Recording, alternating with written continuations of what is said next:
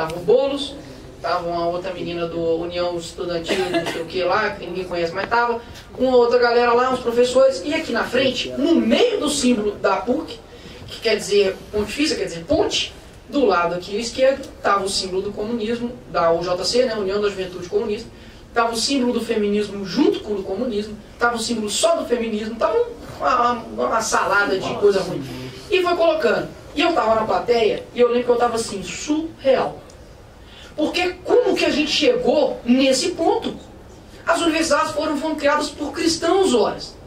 E o que aconteceu? Eles pegaram algo que nós criamos e transformaram para atacar a gente. E aí fica lá o Dom Mol, né, na PUC, discursando em cima de Carlos da CUT. Então, aquilo que aconteceu no mundo foi muito profundo. Não vai ser com 1 ano de Bolsonaro, com 4 anos de Bolsonaro que as coisas vão mudar. Não vai ser.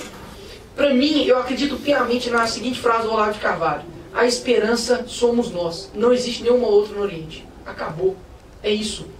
Então, não espere, cara, do Bolsonaro, não espere do Douglas, espere de você. Você é o agente da mudança. Se eu fosse esperar dentro da minha sala para poder falar, não, podia tanto chegar um cara aqui, né, e meter o pau nas pessoas comunistas, eu ia dormir e estar lá até hoje. O que eu fiz? Falei, velho, o que essa pessoa está falando, velho? É incrível o que ela está falando, não faz sentido o que ela está falando. Teve um dia que meu professor de política falou assim, que foi muito gostoso na época da eleição, né? Que todo dia eles falavam do Bolsonaro e ficavam malucos. E aí eu já chegava na sala rindo, com a camisa do Bolsonaro, tipo assim, velho, que gostoso vir pra cá, né, e ele sendo eleito. E antes de ser eleito. Aí ela chegou e falou assim, porque se esse cara chegar no poder, o Brasil vai virar um bang-bang. Vai virar um faroeste. Você já viu aquela cena do Tropa de Elite do Matias, né? Que ele fala assim, aí toda hora eu falei, professora. Aí ela, não pode falar. Falei, qual que era a taxa de homicídio no faroeste? Eu não sabia me responder, eu acho que ela não sabia me responder. Eu falei, você tá falando que vai virar bang-bang, mas você não sabia a taxa de homicídio? Ora, se for pegar a cidade mais violenta dos Estados Unidos naquela época, chegava a 2,7 em 100 mil habitantes. Hoje a gente tem 33/100 mil. Quer dizer, reduziu com o Bolsonaro, né? Pontinho pra ele. Então, assim, eles falam coisas que não sabem. Eu não sei como tem professor que chegou na universidade que chegou lá. Eu não sei como é que isso aconteceu.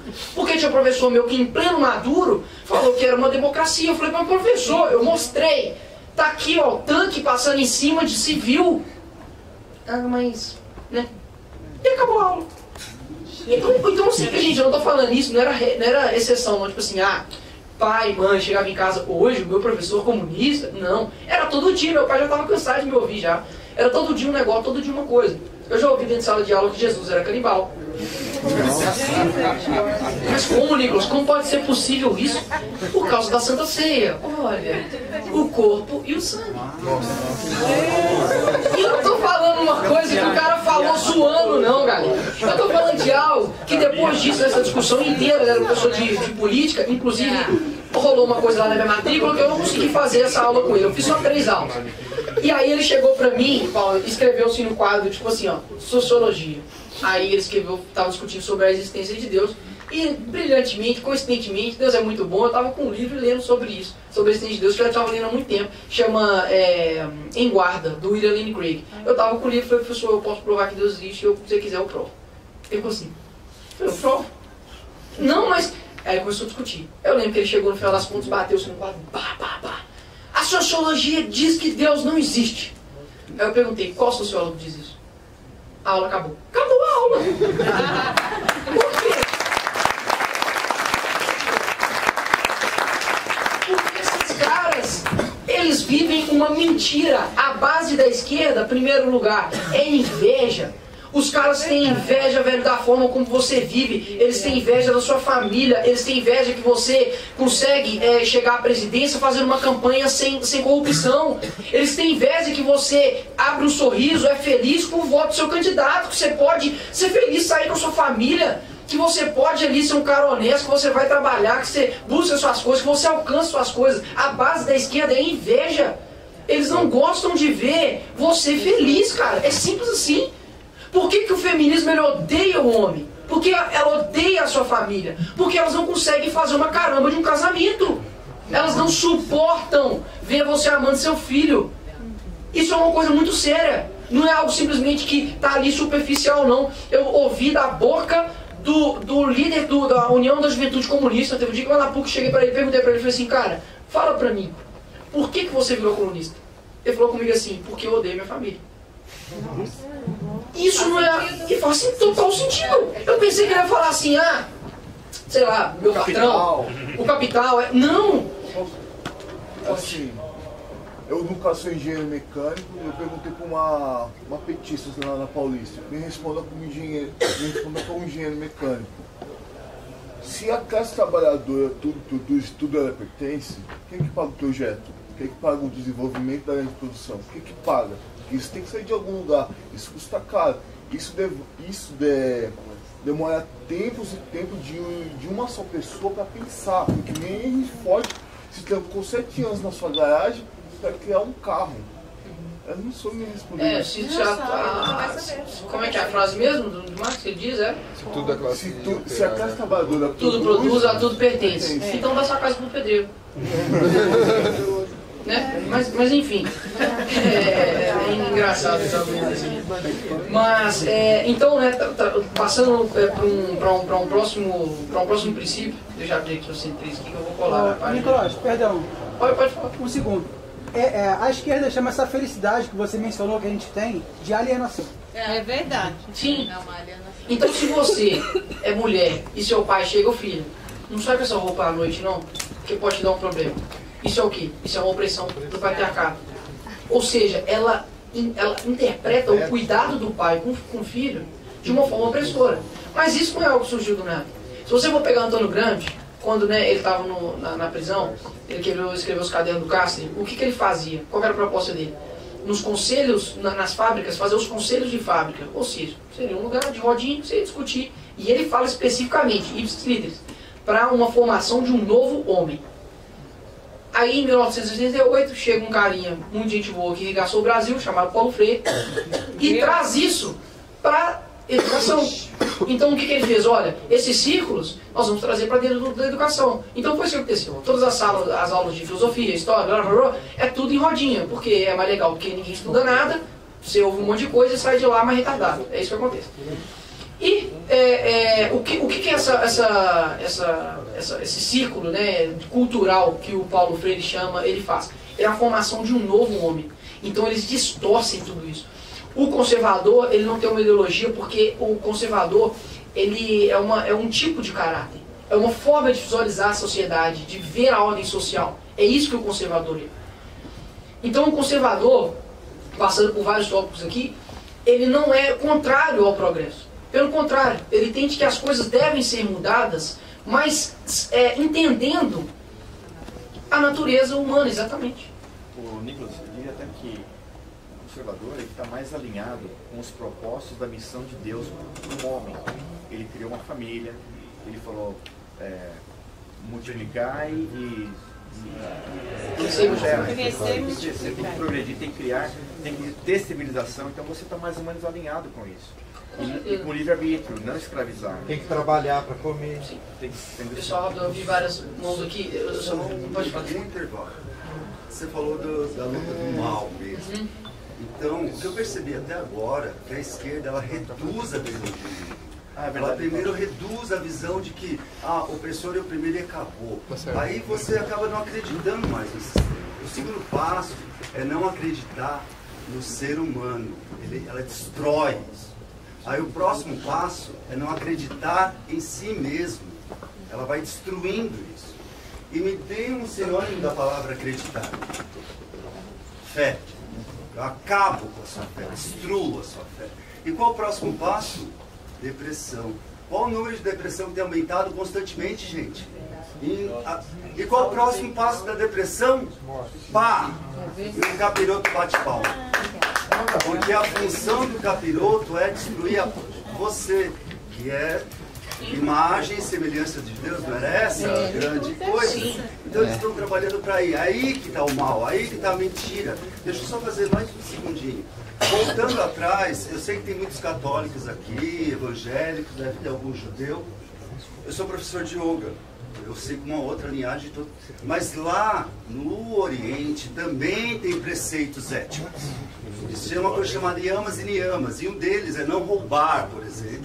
E são 10 também. Se alinham aos 10 mandamentos que compõem Igreja Católica, Igreja Evangélica e judeus, nossos valores judaico-cristãos. Quando você começa a bombardear, ou pelo menos reverter e bombardear, o não roubar, né? O não matar. Oi, Celso Daniel. Oi, Toninho de Campinas.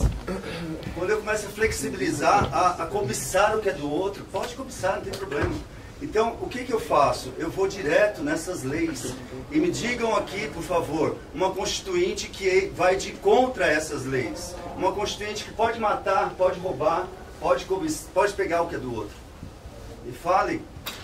Então, o que a gente está voltando aí, são essas leis que baseiam todo o conservadorismo que vem até hoje, que a gente não concorda. Alguém concorda que roubar, matar e pegar o que é do outro, etc. Nem as constituintes que regem o mundo não tem isso. E é o que a esquerda quer fazer. Ela quer destruir isso e inverter e transformar isso aqui, ó, na terra do Criador. Era só esse intervalo. Não, obrigado pela intervenção. Em relação à visão, a esquerda, ela, na verdade, ela distorce a sua visão. Ou seja, todas as soluções da esquerda para a sua vida, elas são incrivelmente simplórias. Então, se você teve um bebê indesejado, mata ele. Se você está passando por algum problema, que nós somos seres... Alguém já teve problema na vida aqui? Só não saber. Ah, beleza. Achei que eu era o único. Se você tem problemas na sua vida, poxa, velho, sabe, relaxa, fuma maconha, cheira uma cocaína. Isso são situações, são soluções que ignoram a complexidade humana. Nós não somos seres preto no branco. Não existe isso. Existem problemas internos muito complexos que o ser humano ele precisa compreender. Então, o Sentido da Vida, né, do Viktor Frankl, se alguém já leu, é muito bom, leia, se não leu. Ele foi um cara que experimentou dentro de um campo de concentração e lá ele descobriu o sentido da vida. E foi um cara que experimentou isso. Então, para você entender você mesmo, não vai ser, meu amigo, 2 aulinhas de história, 2 aulinhas de filosofia, que você vai entender aquilo que você é, não. Então, nunca acredite, primeiro com relação ao aborto, num cara que dá dinheiro para você matar seu filho e não dá dinheiro para você cuidar dele. Eu vou disponibilizar meu tempo, minha energia, vou fazer marchas, manifestações para poder matar seu filho, mas não vou gastar da mesma energia, tempo e disposição para poder te dar uma solução que salve o seu filho? Poxa, bater palma para o nível que você chegou, hein? Onde a morte de um inocente é a solução dos problemas.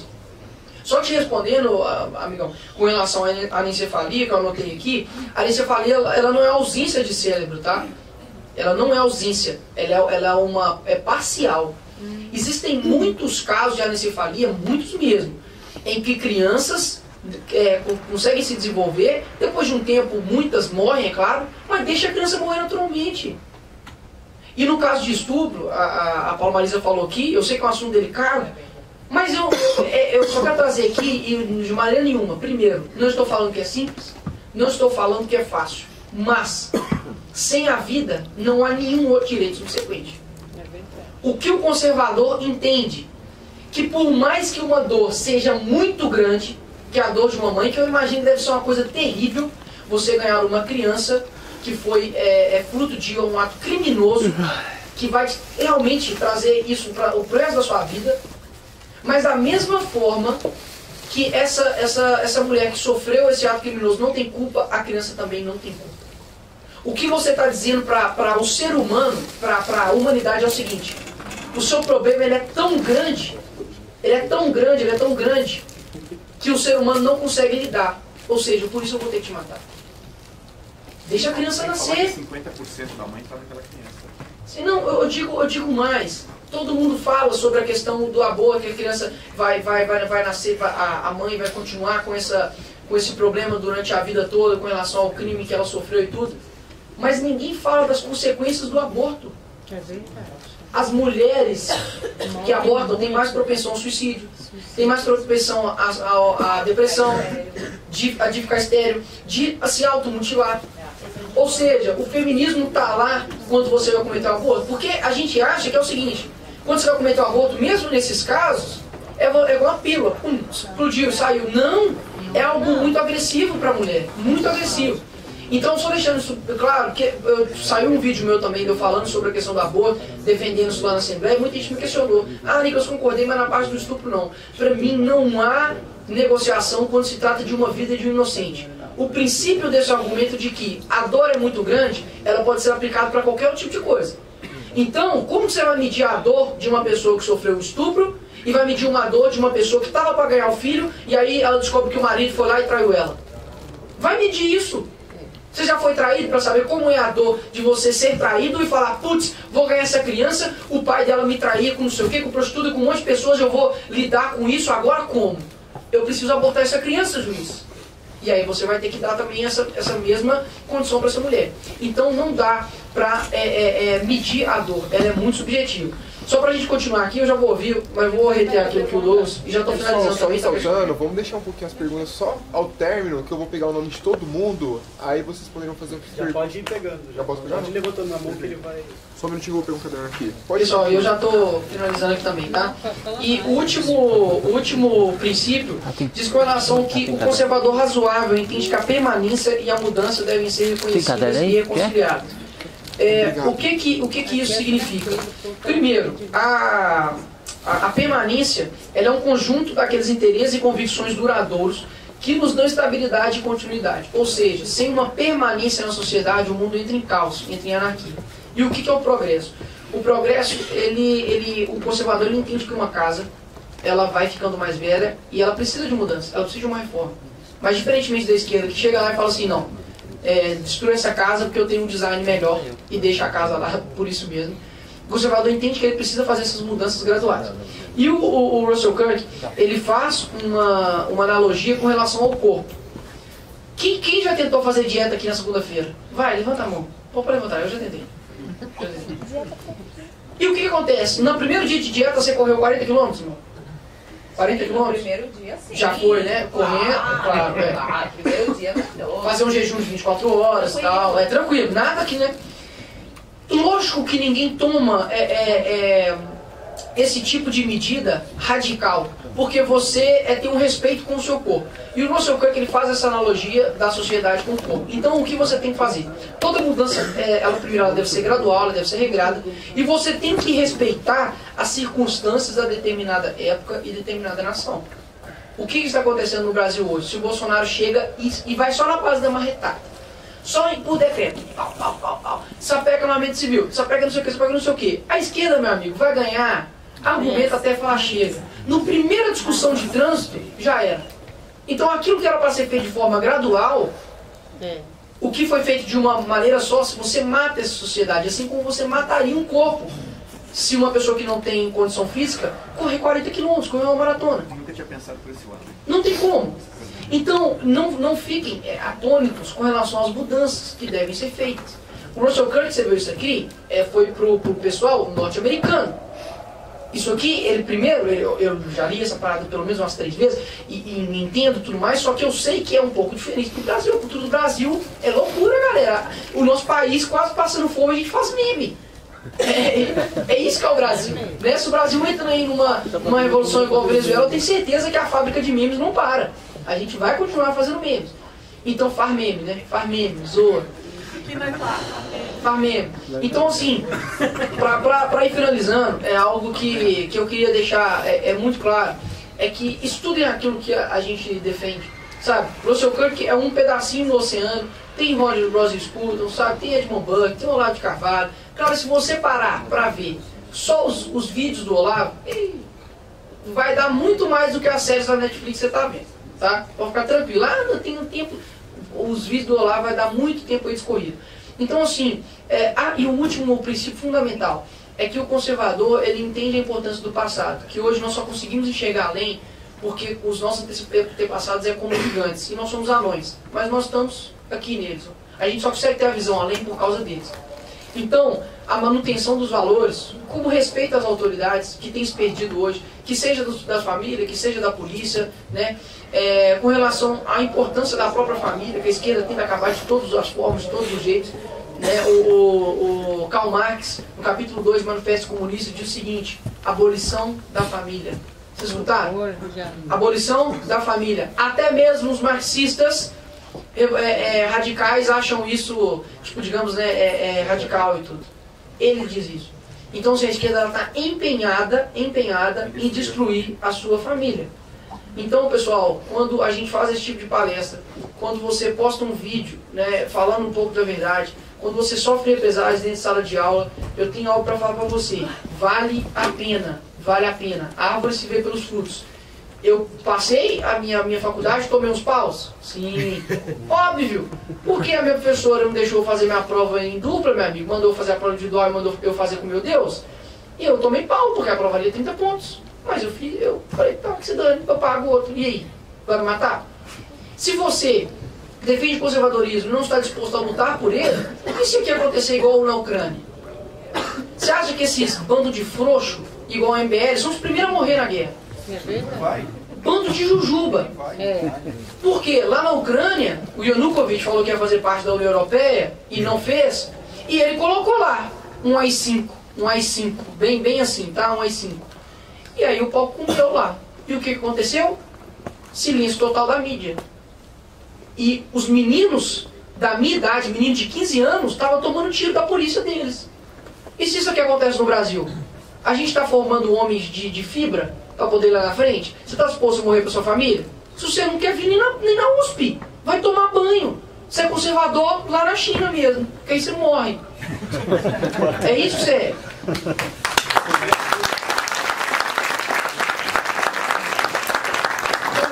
Ô Douglas, novamente, meus parabéns. Eu venho aqui 1 milhão de vezes se for necessário. Eu vou onde é que for, soldado que vai à guerra e ter medo de morrer é um covarde. Eu espero realmente que a chama de vocês de buscar o conhecimento seja... Se estava baixinha, que eu tenha acendido ela um pouco, porque nós lutamos por algo maior, tá? Nós lutamos por algo maior. A gente não luta uma mentira. A nossa base é a verdade e a esperança somos nós, tá, pessoal? Muito obrigado. Obrigado.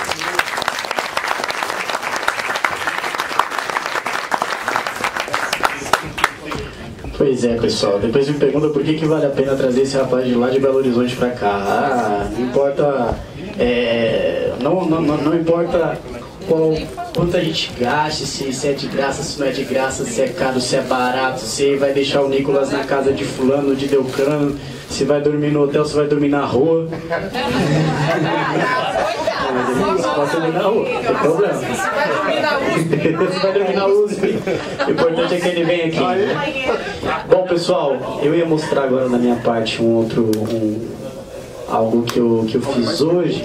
Mas aí o meu Facebook aqui estranhou porque eu entrei aqui e eles estão... E como é porque, assim, o Facebook, quando você entra no computador num lugar estranho, ele para. Né, ele bloqueia. Então, se eu entrei aqui na USP, ele bloqueou, porque de fato eu estou num lugar estranho. Brincadeiras à parte. Vamos lá, pessoal. Vou abrir agora para as perguntas. Jonathan, você pode, por gentileza, me trazer a... Perfeito. Pessoal, só ressaltando, as perguntas, no máximo 2 minutos. No máximo, para não tomar muito tempo.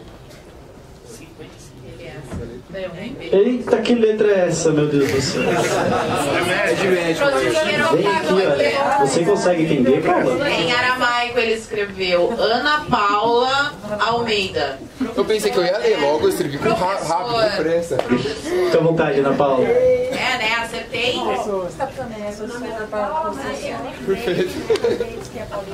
Ah, tá. Desculpa, Ana Paula, antes de você... só um minuto antes de vocês três saírem, só escuta aqui rapidinho. Volta aqui. De castigos. Meu Deus do céu, cadê o Thiago? Antes de vocês saírem, deixa eu avisar. Pessoal, o evento vai terminar às 21 em ponto. Vai todo mundo embora junto. Vocês estão entendendo? Aham, entendi. Vocês entenderam? Vocês entenderam? Vai todo mundo embora juntos. Eu não quero ninguém indo para qualquer canto sozinho. Vai todo mundo juntos. E se a pessoa que estiver indo embora com a gente fizer parte do movimento conservador e inventar de querer ir para um outro caminho que não seja junto conosco, nós vamos expulsar do movimento. É sério, porque assim, muitos vêm atrás de nós falando, vocês parecem que têm o prazer de ver a galera que faz parte do movimento conservador apanhando na rua, sendo agredido, porque isso dá destaque. Quando a pessoa me diz isso, eu te nojo. Você tá entendendo? Então é o seguinte, vai ser expulso. Eu quero que todo mundo ande absolutamente juntos na hora de ir embora. Não é pra ir embora sozinho, porque infelizmente a gente não... Ninguém solta a mão de ninguém. Não, não pode. De jeito nenhum. Não pode. Tá, pessoal? Então, por favor, façam isso. Não vão embora sozinhos. Espere acabar. Não vão embora agora. Espere acabar o evento. É mais seguro se todo mundo for embora juntos. Tudo bem? Ok? Agora, Ana. É a Ana lá? Fica à vontade, pode fazer a pergunta, tá bom? Pessoal, vamos ver a pergunta da Ana Paula. É o seguinte, a minha preocupação jovem, porque daqui no 22, quem tem 15 anos, voltar, né? E eu percebo que os jovens, eles estão com boca também, está bem, né? Estão sendo bem assessorados pela esquerda, né? Então, eu gostaria lá onde eu moro, lá em Itaquera, eu não vejo nada de conservador, da linha conservadora, voltada para os jovens. Sempre é a esquerda que está fazendo alguma coisa lá. Há pouco tempo teve até uma feira literária, estava o Frei Beto. Verdade, eu moro lá. E mais outras pessoas é isso mesmo. Lá, que eu não lembro o nome agora. Inclusive até pus no Twitter lá. O que nós podemos fazer quanto a isso? Está acontecendo a feira literária lá, o Frei Beto, o que eu, por exemplo, posso fazer? O que eu posso construir? O que eu posso levar lá para Itaquera? Essa semana eu participei de uma oficina do Governo Aberto, né? A oficineira, ela bateu muito na ideologia de gênero. Falava muito que os transexuais, o LGBT, sofria perseguição, era maltratado nos hospitais, e eu falando, não é por aí. Né? Eu trabalhei sou professora de educação física também, fiz um trabalho num posto de DST, lá todo mundo era tratado igual. Esses dias eu precisei da UPA, também tinha lá o pessoal, todo mundo tratado, eu não vejo dessa maneira. E no finalzinho dessa oficina, eu tinha muitos jovens que uma professora levou a turma do 3º ano do ensino médio lá. Eu fiz a seguinte pergunta para eles, né? Por que a gente devia sempre estar participando das reuniões? Pelo que eu entendi da oficina do Governo Aberto, a máquina pública ela está procurando estar mais junto, ouvir as pessoas. Foi o que eu entendi pela oficina, né? Tá mais próximo das pessoas, querendo que as pessoas participem mais, né? Eu não sei com que finalidade realmente, em verdade, né? Que das pessoas estarem participando, indo nas reuniões, enfim. Mas eu perguntei para os jovens, por que eles deveriam participar? Por que eles têm que saber da transparência? Eles respondiam assim, porque eu sou futuro, porque é necessário. Eu falei, não, porque nós precisamos saber o que faz com o nosso dinheiro, né? Nós precisamos saber o que faz com o nosso dinheiro. Então minha pergunta é, aonde estão os eventos conservadores para os jovens, né? Eu tendo uma filha de 17 anos e que toda hora estou lá, né, brigando para ela não se envolver, não entrar nesse lamaçal, para que daqui 3 anos os nossos jovens tenham uma mentalidade conservadora. E para finalizar, eu quero dizer que a esquerda, ela é muito verdadeira, né? Ela sempre usa uma palavra que diz tudo. Ela veio para desconstruir. Todos os discursos dela, pode perceber, ela fala, nós estamos aqui para desconstruir. Nosso projeto é para desconstruir uma ideia. Então, eles estão aqui para desconstruir. Desconstruir a família, desconstruir, enfim, o cristianismo, os valores. é para isso mesmo, para desconstruir. Tá bom? É isso que eu gostaria de saber. Maravilha, Ana. Obrigado pela pergunta. Bom, então, você mora aqui em São Paulo? Sua filha mora aqui em São Paulo? Mora em Itaquera, sua filha é daqui de São Paulo, né? Então já quero convidar você para amanhã, às 9 horas da manhã, na sede do Movimento Conservador. Nós vamos ter outro evento, né? Todos os sábados. E vai ser legal a presença de todos vocês, inclusive, tá bom? Não precisa pagar nada, é de graça. A sede do Movimento Conservador fica na Rua Vergueiro, 2387, na frente do metrô Ana Rosa.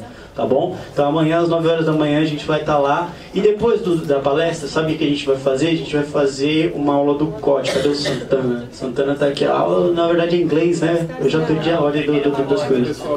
Amanhã é o COT, né? Aí vem o COT. O COT, ele é a gente sabe que para a gente poder entrar nesse meio cultural, a gente tem que ir por vários métodos, né? Inclusive a arte envolvendo dentro da luta, porque a luta nada mais é do que artes marciais. Então o COT é um meio que a gente encontrou para poder fazer isso também, chamar os jovens através de defesa pessoal. E é muito bacana, o Santana ele é o nosso professor lá, o mestre, na galera. Calma, a gente não ensina o pessoal a sair bater em comunista, de forma alguma. O que a gente ensina é defesa pessoal e também incentivá-los a encontrar dentro da arte, né, das artes marciais, esse meio de ocupação. Depois do... Você perguntou, agora você vai ouvir. Depois do COT, às vezes a gente tem curso de inglês, que eu não sei se ainda está rolando agora. Tá rolando, isso. A gente tem um curso de inglês lá, na sede do Movimento Conservador. E depois do curso de inglês a gente tem a batucada opressora, que é a aula de bateria que o pessoal tem. A gente está montando uma bateria, né, que a gente tá querendo voltar 2019, 2020 com um bloco de carnaval, que eu não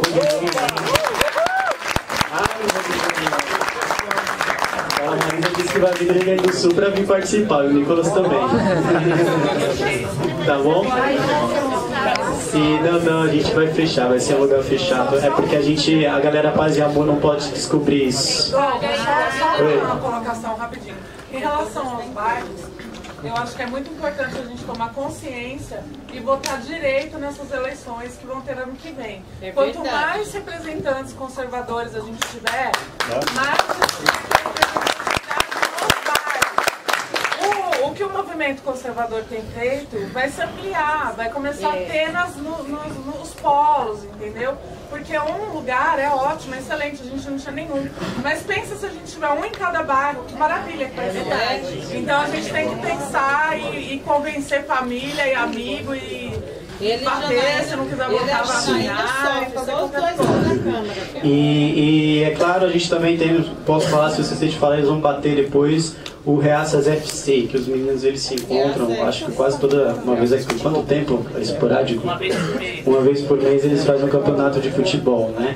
É bacana também, é uma forma de arregimentar a galera. Então a gente tem uma série de atividades, todos os sábados a gente está lá, amanhã eu conto com a participação de vocês a partir das 9 horas da manhã, Rua Vergueiro, 2387, tá bom, pessoal?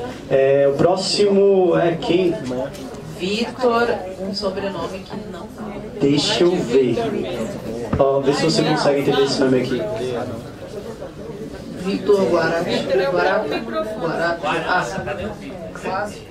É 40. 40, isso. Boa noite. Primeiramente, gostaria de agradecer a presença do Nicolas e da professora Marisa por terem vindo de tão longe para cá. Sim, com certeza. Foi bem rica a presença de vocês aqui.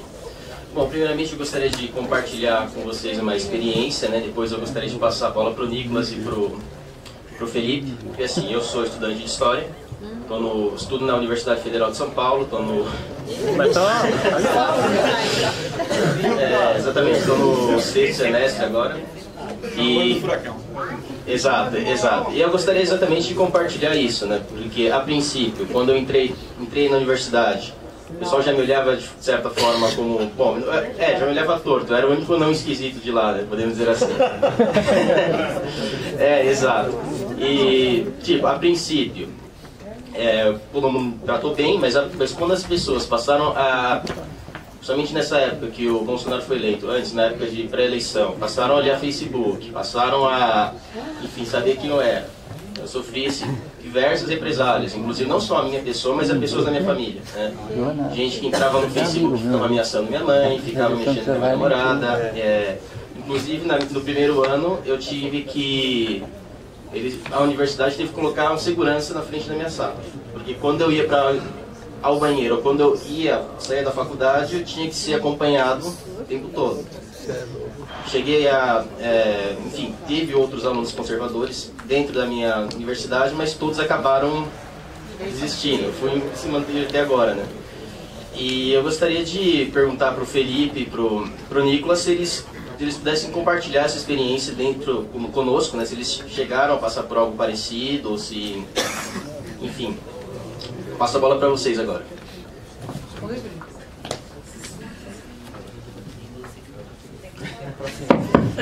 Então,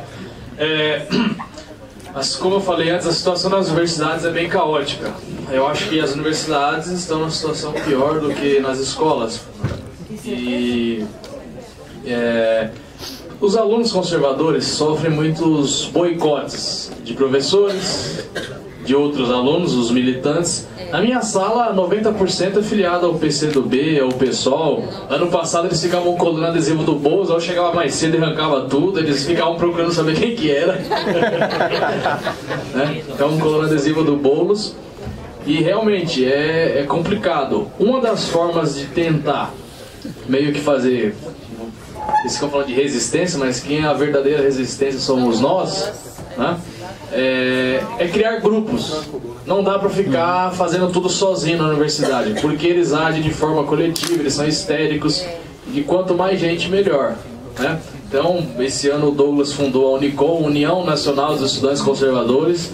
A Unicom foi fundada não para ser uma oposição à Uni, nós queremos tomar a Uni, como eles dizem, democraticamente, como diz a Marina. Né? E organizando a Unicom, criando grupos de estudantes conservadores nas escolas, faculdades, isso vai criar um elo entre eles, vão tomar mais coragem, porque é difícil você sozinho às vezes encarar uma sala de 70 alunos. Eu lembro, como eu disse, no primeiro semestre, eu confrontava os professores, aí entravam os alunos no meio, era aquela confusão, a gritaria do caramba, e ficava naquilo. E os outros alunos ficavam com medo, porque é difícil mesmo, né? Então essa organização é necessária. Esse ano já estamos realizando a abertura de alguns núcleos da Unicom, e ano que vem vai ser um ano de muito trabalho. A gente pretende abrir muitos núcleos, né, nas faculdades, em todas, e escolas também. É urgente fazer isso, né? Existem grupos aí estudantis que se dizem contrários à Uni e tal, só que são grupos que querem ser oposição à Uni, eles não querem se infiltrar e tomar a Uni por dentro, porque a Uni basicamente desde sempre teve na sua diretoria comunistas, né? O Serra foi presidente da Uni e curiosamente não cumpriu o mandato, estava conversando sobre isso. O Lindenberg Farias, o deputado Orlando Silva, né? Então todos esses comunistas aí, a Manuela foi vice-presidente. Então quando o cara entra lá na Uni, é presidente, vice-presidente e tal, vira um símbolo da esquerda. Logo ele entra para a política e vira uma liderança, né? Então nós temos que nos organizar.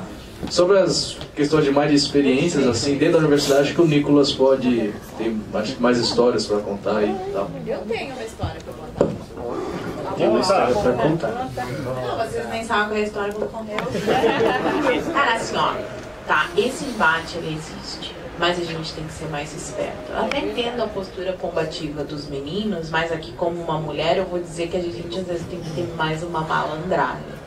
Então, eu adoto esse estilo mais irônico que irrita profundamente. Profundamente. Mas como eu sou queridinha e finjo que eu tô querendo aprender o negócio, a professora não consegue bater de frente. Então, eu chegava na aula, na pós-graduação, na Universidade Católica. Eu sentava e se formava um hiato em volta de mim. Ninguém queria sentar perto de mim, ninguém. E a professora não me aguentava mais. Até o dia que ela chegou na saída e disse: Paulo, eu quero falar contigo. E ela chegou na saída e falou assim: Paulo, o negócio é o seguinte, eu não te aguento mais na minha aula. Eu, ai, professora, que alívio que a senhora está falando isso, porque eu também não aguento mais a sua aula, né? Olha só. Mas eu tenho que vir porque eu preciso de nota e eu preciso de presença, porque eu preciso dessa porcaria, desse diploma aí, né? Aí ela disse assim: então tá, então tu faz o seguinte, ó, não vem mais, eu te dou nota e a presença, pode ser? Pode ser. E ela me deu nota 9, me deu a presença e eu falei 80%, eu faltei 80% das aulas. O que me interessava era só o papel mesmo.